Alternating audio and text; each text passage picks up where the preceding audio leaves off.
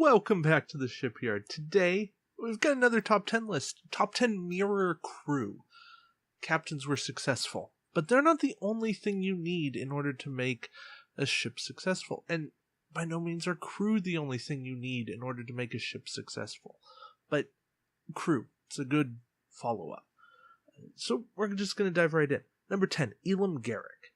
For 3 points, being able to boost a mirror universe captain or the captain of a mirror universe ship by 2, it's really good. And if that was all that he did, he might not be on the list.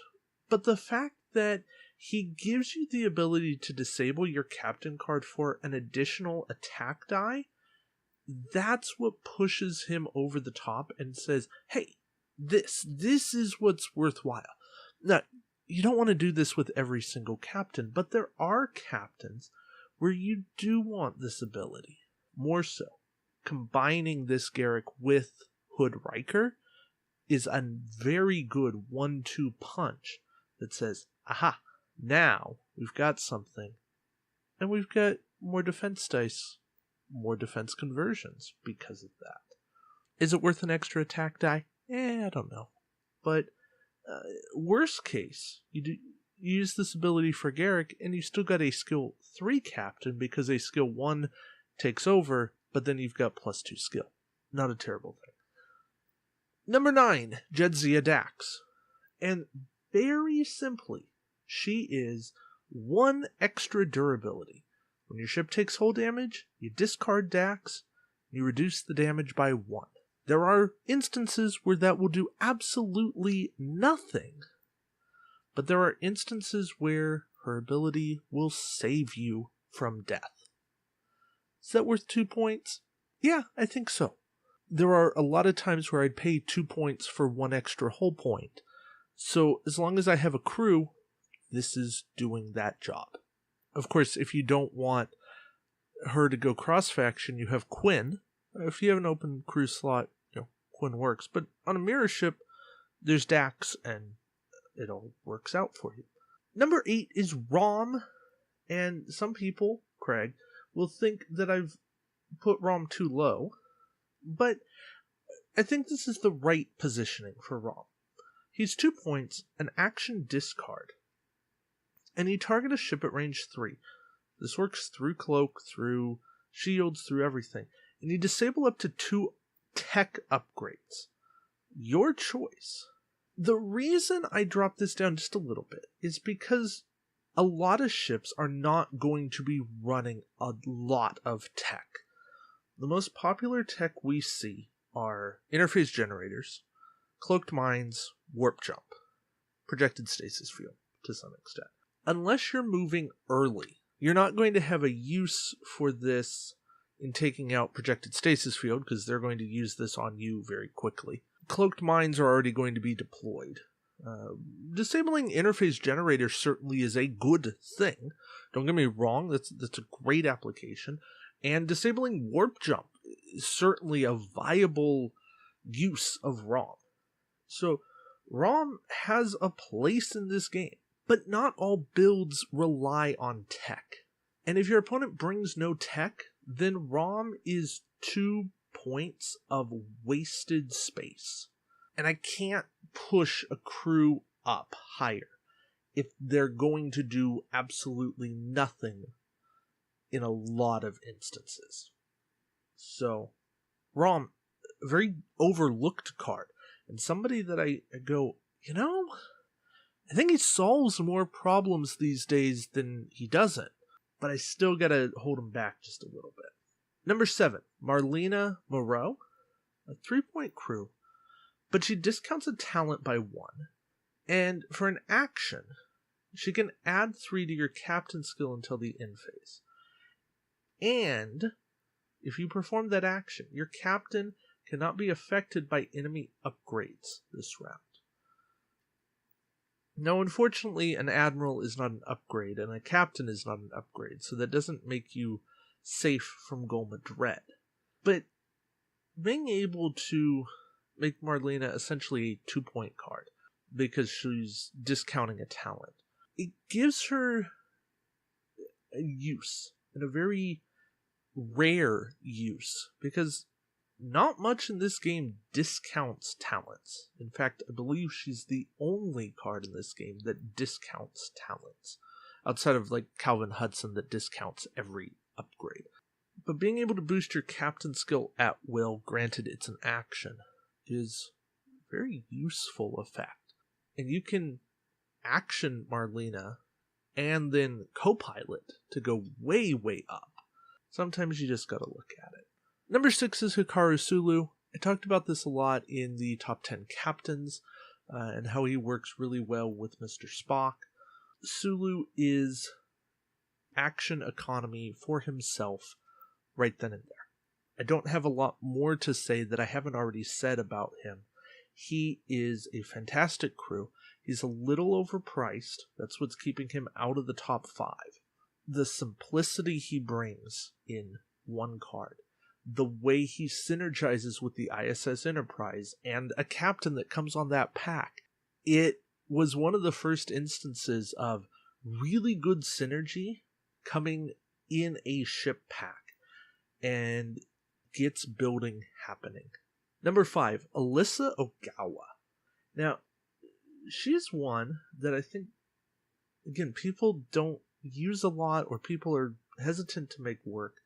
She's 2 points, and for an action, you remove a disable for a tech or a crew, and then you get a free scan or evade action.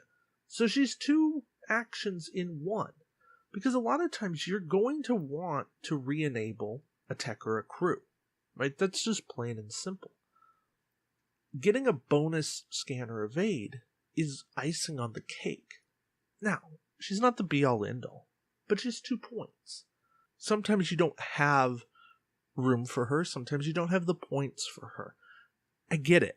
Trust me. There's a lot of builds where I go, hey, Alyssa Ogawa would be great in this. And then I go, yeah, but when I do make her work, my fleet flies better. I just get to do more. Her in combination with Beverly Picard is a very defensive build. And that much is cool. Things to think about.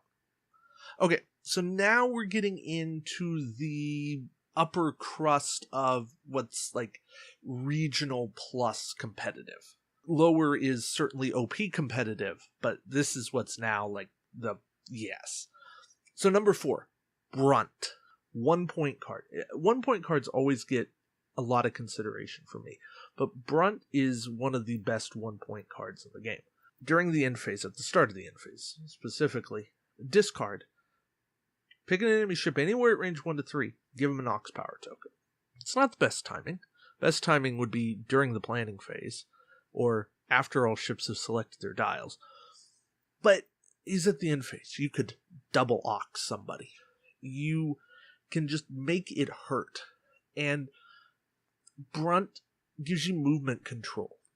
Not perfect movement control, but if nothing else, you're saying, hey, you can't pick a red move next turn. That can be power. That says, hey, you can't back up. You can't do a come about. You can't do a hard turn on certain ships. It messes with people. It really affects their movement choices. You have to be willing to go with that. Brunt alters the game, and for 1 point, a lot of times he's that filler that you need to make a build work really well. He's good disruption. Number 3, Tasha Yar. Now, some people will argue that Tasha's not what you want because a ship has to die. But there are ways of dying without dying. Cheat death. However, Tasha is really cool because she gives you a free attack. And she gives you a free 360 attack at range 1 to 3. That's the best kind of attack. That's better than any Borg ship gets. That's better than Voyager. That's the Enterprise D, but with more dice. And if you pick a ship in your forward arc, they're getting less defense dice. All of that helps you out immensely. It's retribution. You get the last laugh. And whenever you get that, you're having a good time with it. Worst case, Tasha is fun, And anytime you can have fun with the game, that's a good thing. Actual worst case is that you take a stunned helmsman in your crits that blow you up, and then you don't get to use Tasha. But that's a really rare instance. Yes, I've had that happen to me. Number 2, Jennifer Sisko. And anytime you can mess with your opponent before the game even gets started, you start to win the psychological battle. And that's often all you need in order to win a match. Because your opponent's plans are disrupted, they start going, but what do I do? And yeah, that's all you need. Jen Sisko's there, plus she adds a tech slot. Like, that's often the most overlooked side of her. But just picking a ship and saying, hey, those 2 upgrades, yeah, you don't get to use those. More builds have planned against Jen Sisko than any other given card in the game. I think I am safe in saying that. More people have gone, but how do I deal with Jen Sisko? And you either deal with it or you say, I'm okay if they hit me. But you spend time accounting for what she does. That's a powerful card. So what's better than that? It's Julian Bashir. And the only reason Julian Bashir wins out is because he is attack redirection. You get to say, hey, you're shooting me if you shoot. And more so, you're going to shoot me with less dice. That's kind of the, I gotcha, and I win more. I love combining Bashir with Rebellion, because then you're shooting me with 4 less dice, and then I get a shot back at you. A lot can be done with that.